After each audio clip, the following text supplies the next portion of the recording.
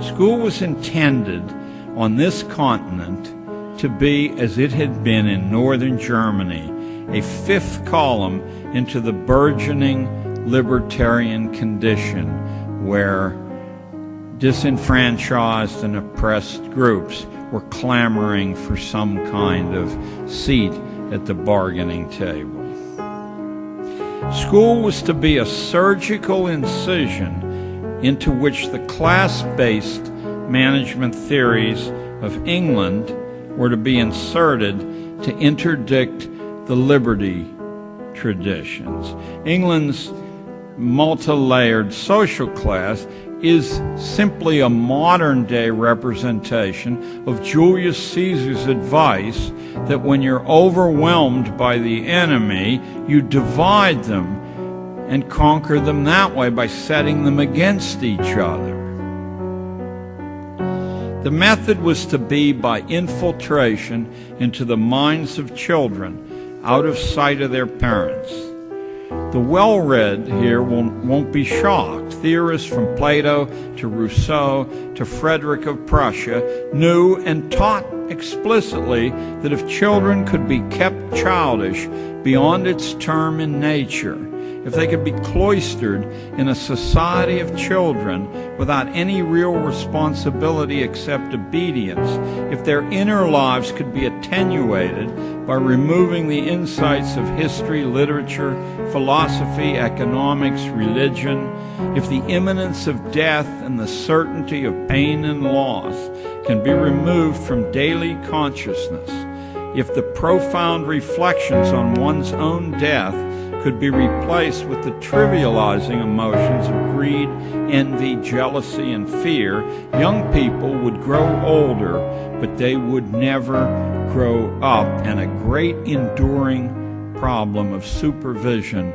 would be solved. For who can argue against the truth that childish and childlike people are far easier to manage than critically trained, self-reliant ones? And now you're ready to hear the 6 purposes of modern schooling taken directly from Dr. Inglis's book. The first function of schooling is adjustive. Schools are to establish fixed habits of reaction to authority. That's fixed habits of reaction.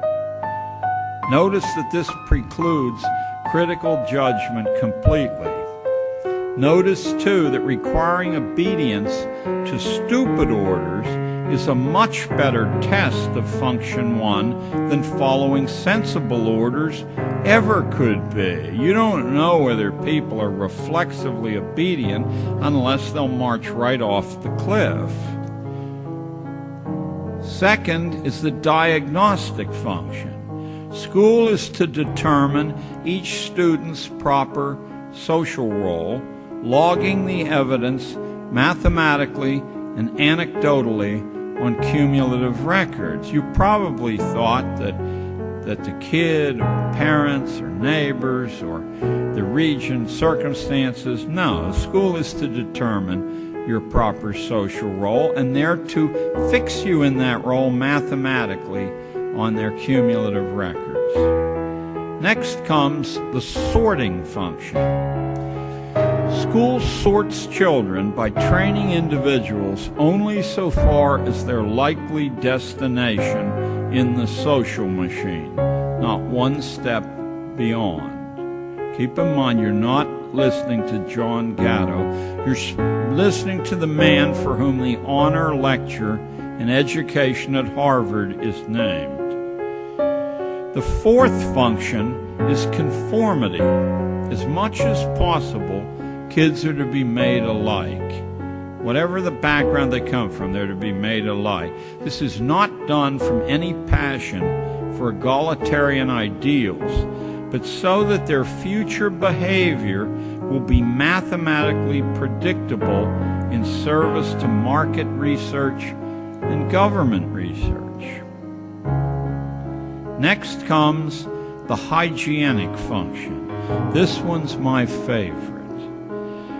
This has nothing to do with individual health, but it has a lot to do with the health of the race, at least as Inglis or Darwin or his first cousin Galton saw it.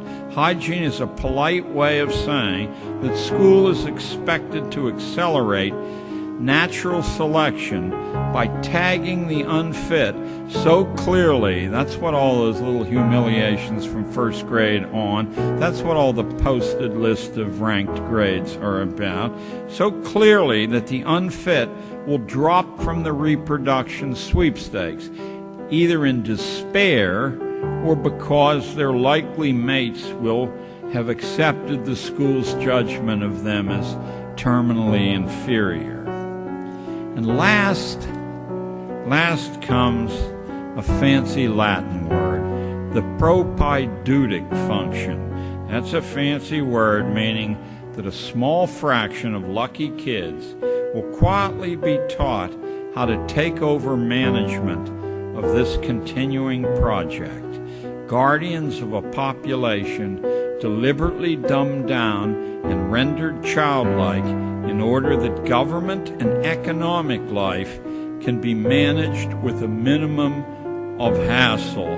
It's that low-down, nitty-gritty, common purpose, not Marx's grand warfare between classes and greedy